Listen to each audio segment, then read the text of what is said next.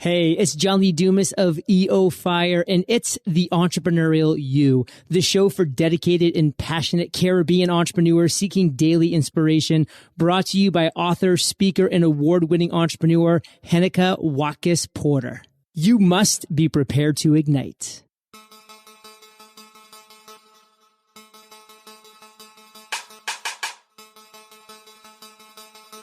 Creativity is intelligence having fun. Albert Einstein. Greetings, my friends. How are you today? Welcome to episode 99 of the Entrepreneurial You podcast. I'm Heneka Watkis-Porter. Today's episode is with Joe Pulizzi. Joe is the founder of the Content Marketing Institute, the leading educational organization for content marketing, which hosts the largest physical content marketing event, Content Marketing World. Joe is a highly sought after public speaker and a 5-time author, including Killing Marketing, Content Inc. and Epic Content Marketing, which was named a must-read business book by Fortune magazine. So today, our conversation is going to be about developing an effective content marketing strategy for your startup. Welcome, Joe. Heneka, thank you so much for having me. Thank you for the introduction. I appreciate it. Awesome. Now, before we head into the meat of the matter, I have a question for you. Have you ever been to Jamaica? I have never been to Jamaica, unfortunately. What would be the first thing that you would do should you get a chance to visit tomorrow? Well, I hopefully you'll take me out for a cup of coffee or something and show me the sights. How about that? Can I arrange that? Yeah, we can do that. Coffee is good, and I'll take you around. I mean, the Blue Mountain coffee is what you must have. Okay. You know? Yeah, so we'll start there. And we take you to Dunn's River Falls and just take you for you to have a good time, visit the Bob Marley Museum and so on. There's so many things for you to do. You would not be bored. All right. So let's get back on track. What is content marketing and why is it important? Well, I mean, if we're talking to entrepreneurs, which I think that's your audience, I think what we want to focus on is, what is your goal, first of all, as an entrepreneur? And then we'll get into content marketing. Are you trying to grow a business? Are you trying to sell products and services? Are you trying not to get a real job? What is your ultimate goal? And then how does content marketing fit into that? And really what we want to do is we want to build an audience that actually cares what we have to say. And so how would we do that? We would create some kind of ongoing, valuable, relevant piece of content to build that audience over time. And then once you build an audience, you can do all sorts of things. You could sell more of the products and services you offer. You could create events. You could do things that you never thought was possible. So if you just think, okay, content marketing is I'm going to create valuable, relevant, informational content on a regular basis that some group of people care about. And then once you build that audience, then all the kinds of opportunities that entrepreneurs would think about open up for you. And I mean, that was my fourth book, Content Inc. That's the whole idea behind it for startups, because a lot of people think content marketing is for big corporations. We're going to do custom magazines. We're going to do newsletters. We're going to do podcasts. But what's great for entrepreneurs is you can build your entire business model off of the back of building an audience that cares about what you have to say. And then once you build an audience, that's when the opportunities arise. And a lot of people get it backwards. They're like, oh, I got to go out and I got to create the best product in the world or the best service in the world. And yeah, you could do it that way, but it's much harder to do it that way. The better way to do it, in my opinion, I started my company back in 2007 was let's build a growing fan base that cares about what I have to say or what I'm trying to teach about. And then from that, figure out, well, what do those people want? What kind of product or service could make their life complete? And then you can launch products after you build and that's what I want entrepreneurs specifically to think about when they hear content marketing is it's not just, oh yeah, I'm going to do blogs or I'm going to do social media and all the tactical things, but create it as part of your core strategy for going to market. Mm-hmm. So then it's not about, as you alluded to, build it and they will come, right? It's first building that audience, and then you can now create products and services to cater to your audience that you've built. That's the absolute best way to do it. It's much harder, in my opinion, for, let's say you got a big company like a Microsoft, where they're trying to sell more cloud-based services, and you're thinking, oh, well, what can we launch from a content marketing standpoint? Maybe we could launch a podcast, or maybe it could be a mini magazine or something like that. That's fine, and that's traditionally what we've thought of as content marketing, just a different way to go to market instead of interrupting my customer or my audience's day with advertising. Let's say I'm going to create something that's wonderful to them. They start to know, like, and trust me, and then I'll sell more of my products and services. Yeah, that's traditionally content marketing.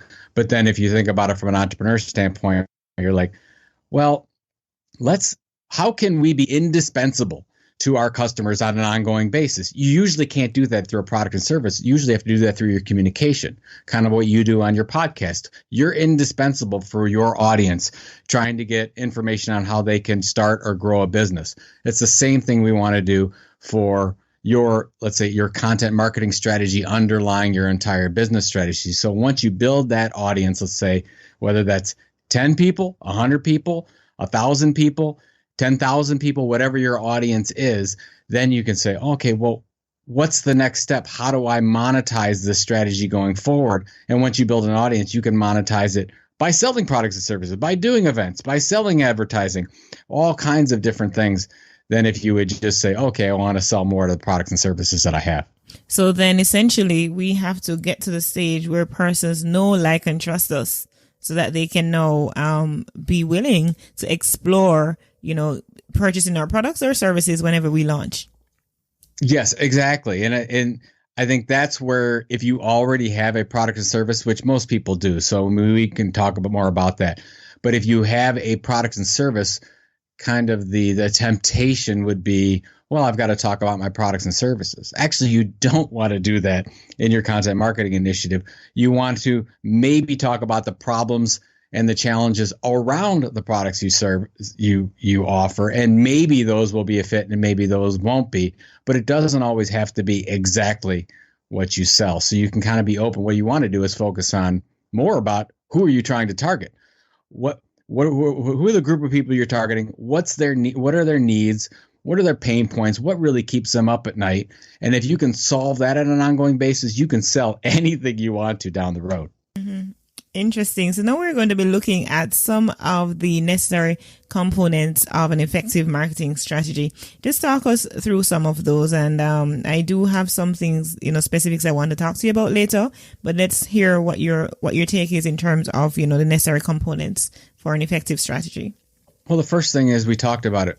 Who is the audience that you want to target? And you'd think this was an easy question, but when I talk with a lot of entrepreneurs about it, they're like, well, whoever would buy my stuff, I don't care. I don't care who it is.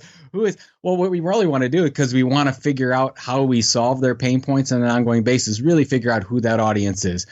And you cannot get niche enough when you think about this. Like, I want to get the smallest group possible, so you can ultimately be the leading expert in the world on whatever topic you're talking about. So really sit down and say, who are we trying to target? Are they stay-at-home moms? Are they business people who are mechanical engineers that work at large companies? I really want to lay that out ongoing. And then once we do that, then you want to get into what we call the content tilt. And the content tilt is finding an area of little to no competition on the web where you actually have a chance of being the leading expert in that category. So this will cross out a lot of the things you might think about. Let's say you say, okay, well, I want to talk about, I'm going to talk about SEO. Well, how many organizations talk about SEO on the internet? Millions, maybe, talk about SEO. Well, how can you talk about it that's different? Or maybe you're not talking about SEO. Maybe you're talking about how you integrate SEO and social media, or whatever the case is, you're thinking about it specifically for that audience and how you can talk about that different than everyone else. And that's where everyone falls in. And there's two reasons why content marketing programs fail. The first one is consistency. You don't consistently deliver on an ongoing basis. Very, very important. But the second most important, maybe the most important, is finding that content tilt. How can you deliver something that no one is delivering to that particular audience in quite the way you're delivering it? Consistency and content tilt. I like that. I really love the content tilt. And it's easy, but it's easy to forget that, because if you look at most content marketing programs, look at any company, look at your competition, they're generally talking about the same things everyone else talks about. And when you get to that point, who cares?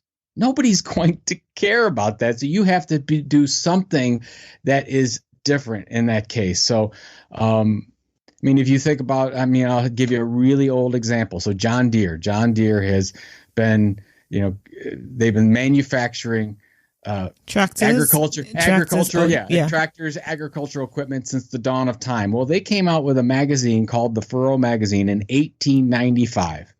And their only goal with that magazine was to help farmers be better farmers, help them figure out, well, when do we plant the certain crops? How do we do that? What kind of technology do we use? Nobody at the time was doing a very good job of that. So here it is 120 years later, and they're still distributing the Furrow magazine online and in print, believe it or not. And a lot of the reason why John Deere became big John Deere that we know today is because when they were little entrepreneurial John Deere, they said, well, what are these farmers, what do they need to survive on a daily basis? They said, well, let's put together an ongoing communication piece. We don't have to talk about our products and services. We can just help them. And because they were helping on an ongoing basis, they created this loyal following. And now, you have people that are completely loyal to John Deere that'll never buy anything else besides a John Deere. And I think a lot of that had to do with the way they started communicating over 100 years ago. Exactly. And even persons who are not farmers like myself know John Deere. That's exactly right. And you might even think, well, I know the John Deere name. That's fantastic. Let's go for that. I think a lot of it gets caught in. We think, oh, it's a big company. They advertise. Sure, they advertise. They do all sorts of things with their marketing programs. But they started with focusing on problems and solutions that didn't necessarily directly tie to, okay, we have to sell this tractor. They said, how can we be indispensable to our customers on an ongoing basis? And that's how the Furrow was born. Absolutely amazing. So we talked about the content tilt, the audience building, how we need to be consistent and all of that. So we need, give us some more, things to consider as we build our content strategy. So let's say, so you have your audience in mind, you know what that is. You say, okay, well, based on your expertise and the things you know about, you're going to create this content tilt. There's something that differentiates you to that audience. Now, where a lot of people get in trouble on the next step is, by the way, we haven't started creating any content yet. There's no podcast. There's no blog. We haven't done anything. Now we're going to get into, well, what is this thing that we're going to build? And we get into this area that I call building the base. What a lot of people want to do is they say, okay, great. We've got this wonderful idea. Let's go out and we're going to do a blog and we're going to do something on LinkedIn and we're going to do all kinds of tweets and then we're going to create a podcast and then we're going to do white papers and webinars, and they want to do all these things at one time. And that's absolutely the wrong way to do it. What you want to do is focus on one thing, just one, and build your audience there. So if you said, like for you, you might say, that's my podcast.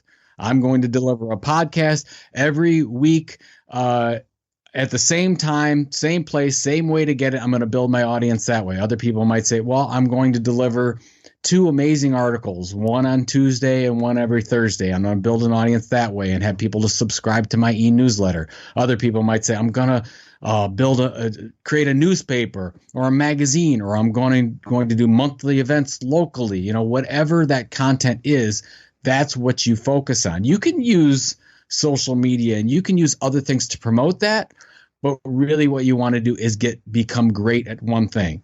And why building the base is so important and focusing on this one thing, one content type, leveraging one platform at one time and consistently delivering it, is because you can only master one thing at a time. You can't do it all at once. So be great at one thing, and that's where a lot of people get hung up on, because they feel they have to be everywhere at once, and that's absolutely not true. Right. And what I'm hearing you saying is focus. So follow one course until success. Absolutely. And I would say you get to, and Brian Clark from Copy Bloggers talked about this. I've talked about it in my book. We call it something like minimum viable audience. How do you build the base up to a point where you said, let's say for your podcast, you're like, you know what, I want to get 1,000 listeners. I want to get 1,000 regular listeners before I do anything. So building the base is all about building that minimum viable audience. So you actually have something. You have a group of people that begin to know, like, and trust you before you move on and do everything else. So you don't have to be distracted with, I need to generate more revenue at this time. This is a 9 to 12 month, maybe a little bit more time period where you are building, what NBC would be, their primetime television programs, or what the New York Times would say, this is the newspaper. What's the one thing? And by the way, go back in the history of all great media companies, they've started with one thing. It was one great radio program. It was one great television program. It was an amazing newspaper. It was an incredible magazine like Fortune or Forbes or something like that. It always starts with one thing, and then they diversify. So you want to start on the one thing. And that's absolutely critical, because we know how easy it is to get distracted. And when you start doing more than one thing at a time, I know that firsthand, you begin to water down how much, of your own effort that you can put in. And so you don't get that impact that you want to have when you spread yourself too thin. Exactly right. I mean, when I started blogging in 2007. And basically all we did at Content Marketing Institute was from 2007 to 2010, all we did was blogging. 5 days a week, we did a blog, and that blog's only goal was to build a subscriber base. So if you looked at the blog on a regular basis, hopefully they subscribed to the blog, and we were just trying to get subscribers to that blog. And then we got to a point where, okay, we've got 30,000 subscribers now, pretty substantial. And then once we build that base, then we can go ahead and diversify, which would be the next step. And I don't know if you want to jump ahead. Oh, sure. Go right ahead. So that's when you diversify. So you're probably like, Joe, well, what if I have a blog and I want to do a podcast, or what if I want to do a white paper series or a research project or an event? Well, first you've got to build that base and get that minimum viable audience. And then we can go ahead, and as we're building that audience, then we can ultimately diversify. And as you build that audience, you want to think of things that you have the most control over. So, I mean, this, where if you're creating a podcast, you have some freedom, but not as much, because you have, your iTunes, you have people subscribing on iTunes or Stitcher, or Google Play or whatnot. And the main connection point is through Google or Stitcher or Apple. You don't really have a lot of control over it. So you want to move it to the next step where you have some control. And that's, whether or not maybe in 6 months there's something different, but right now that's through email. The way that we have some control and some value over creating an asset, and that asset is building an audience, is through subscription, and that's generally through email. So that's why that would be, as you're building this base, then you want to build in this idea of, okay, I want to build a subscription base, which would be an e-newsletter for the most part, email updates of some kind that you would send on a regular basis. And then that leads right into, once you build that minimum subscriber base, you get into diversification. So, I'll just go back to Content Marketing Institute. So we got, let's say, 30,000 email subscribers. We're feeling good. Then we went and diversified. We said, okay, now we're going to build, we built the leading blog on content marketing. How do we take the next step? Well, now we're going to build the leading magazine on content marketing. That was Chief Content Officer. We launched that in, we blogged for 3 months. Then we launched the magazine. And then a year later, we launched the event, Content Marketing World. So those were the 3 pillars of our ongoing content marketing strategy. We had the leading online destination, which was contentmarketinginstitute.com. And then we had the leading print publication, Chief Content Officer Magazine. And then we had the leading in-person event, Content Marketing World. And those 3 worked together to help us, create the largest event in the world on the subject, and then to grow our subscribership from, at that time, 2010, about 30,000 to over 200,000 people today. And that's kind of what I want to see entrepreneurs start to do, is build that base, build those subscribers, and then you can go ahead and diversify. I can just hear some of our peak performers listening and saying, oh my gosh, no, we're talking about events, and we're talking, I can't manage. I'm just a small business. I'm just starting up. I can't do all of this. Talk to us about that. Well, depending on where you're at, please don't rush. Don't go too far ahead. I mean, I'll be completely honest with you, Heneka. The first, when I started the blog, I was blogging for 2 years. And then as we started to get to the point where I'm like, okay, this thing could be big.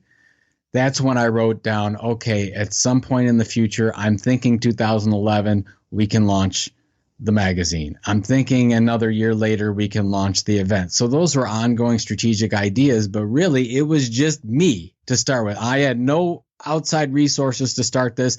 I was just trying to create the best blog on an ongoing basis that I could. And then when you get to that point, then you can start to get a little overwhelmed and say, well, what do I need to do to get this going? How do I make it happen? I'm like, well, what does it take to put together a magazine? And is that the right thing to do? And what a hole am I filling for this audience? And the same thing with the event. I mean, content marketing world was only born because our subscribers kept saying, Joe, we need ongoing consulting. We would like ongoing training. I want to meet other content marketers that are going through the same challenges that we are. And I said, oh my God, there's this huge opportunity for this face-to-face event. How do I get that going? And we kept this model on as we grew. We still kept that model of, well, I can't go and hire full-time people. What do we do? And we went and hired specialists and hired them on as contractors to build this event, to build the magazine, and never hired anyone to do this. We just kept that. We only had 2 employees. So the 2 employees, we managed everything. It was actually my wife and I. We managed she ran operations and I ran sales. And then we went and found people that wanted to help us that we could pay on, depending on how it was, on, let's say, a weekly or a monthly basis to help us put together these other tools. So as an entrepreneur, you don't have to say, oh my God, I have to hire these people. No, you don't. Let's just be smart about it today. Let's contract out until we get to a certain point that maybe we will hire someday, or maybe we won't, but you don't have to.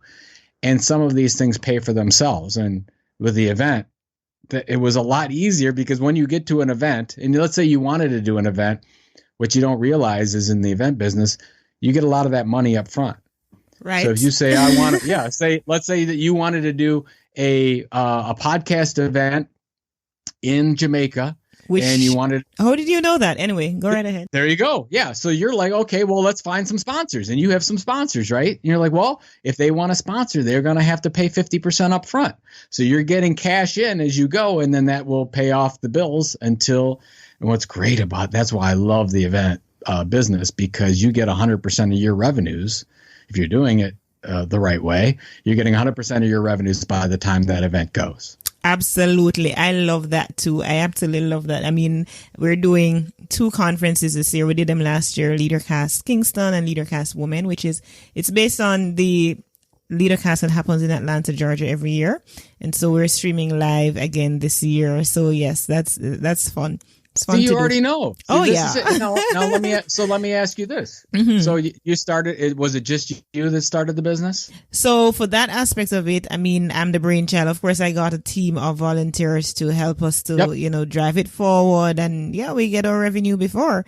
We get our money before the event, so you know exactly where you stand, at least for the most part, because some sponsors do, it works differently somewhat here in Jamaica. They take a little longer time to yeah. But everybody's for the most taking part, a longer time today, I think. Right. A little bit longer. But what you probably found that we found in our subscriber base is because your subscribers are so excited about what you're doing and they're so thankful for the content that you're delivering, they're probably reaching out to you and saying, hey, how can we help? Yeah. Can we volunteer, right? Yes, so I'm getting attendees saying, hey, it's because in fact some of our volunteers for this event is actually from previous events. That's it, and that's the way it's going to be. So what happens is when you do this right, you find your content tilt, you build your base, you get your subscribers. When you start to diversify and you create the event, or you create a podcast, you create other things, your subscribers absolutely will pitch in. And our a lot of the actually I would say almost every one of the contractors we ended up working with to help us execute were already subscribers. They were already bought into what we were doing. They knew the mission of the organization, and they were happy to help grow the business with us. And I mean, you can't find anything better than that, but that's what you find when you build a loyal audience.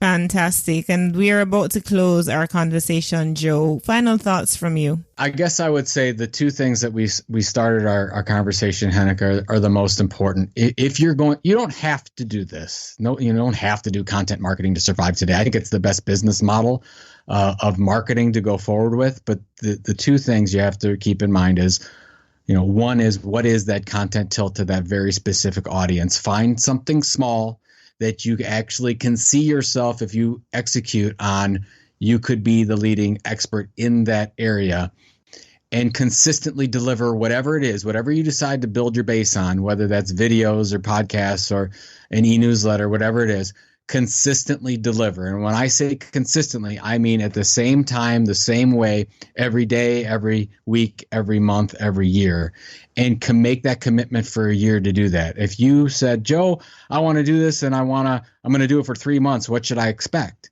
I would say don't expect much, because it takes time to build a loyal audience. But if you can stay in this is a marathon, not a sprint. If you can stay in it for 9 to 12 months, you will see all this work that you put forward in the process going forward. And then you're going to have that payoff down the road. You don't know exactly when it's going to happen. But what your competition does is they generally, because it's a marathon and not a sprint, they die off. Somebody will start a podcast and 3 months later it'll be gone. Somebody will do an event and the next time they won't do that event. But you're going to be there and deliver it. And you're going to reap all the rewards from that because you stuck with it that long. Absolutely. My guest today, Peak Performance, has been Joe Pulizzi. Joe is the founder of Content Marketing Institute, and it's a leading educational organization for content marketing. And they host the largest physical content marketing event, Content Marketing World. Joe, as I said in the intro, is highly sought after public speaker and author. And one of his books, Epic Content Marketing, was named a must-read business book by Fortune magazine. Joe, I know peak performers want to hear from you, so please go ahead and share how might they follow you, reach out to you in any way, shape, or form. Oh, absolutely. Thank you, Heneka. I'm at Joe Pulizzi, Pulizzi on Twitter. That's probably the easiest place to find me. All my books and speaking and everything I do is at joepulizzi.com. And I would just recommend, if anybody is interested in what we're talking about, Content Inc., which is my fourth book, is probably the best book for entrepreneurs, because it goes through the whole idea. If you have no resources, if you have no budget, how do you do this content marketing thing? And that's the one I would start with. Absolutely amazing. Thank you so much, Joe. Thank you. Thank you for tuning in to this episode with Joe Pulizzi. I look forward to connecting with you next week. In the meantime, you can find me on Instagram, on Facebook, and LinkedIn at Heneka Watkis-Porter. And you can find me on Twitter at TheEntrepu. That's ENTREPU. Remember, you were born to win, but to be a winner, you must plan to win, prepare to win, and expect to win. What good? As you know, it does take work to produce one 30-minute podcast episode, which is a joy for me. Perhaps you're wondering if you could contribute to this work, and the answer is yes. For as little as $2 per month, you can make a contribution to go a far way. Go to patreon.com/TEY. That's patreon.com/TEY. And there are perks awaiting you right there. So thank you so much. I'm looking forward to your support.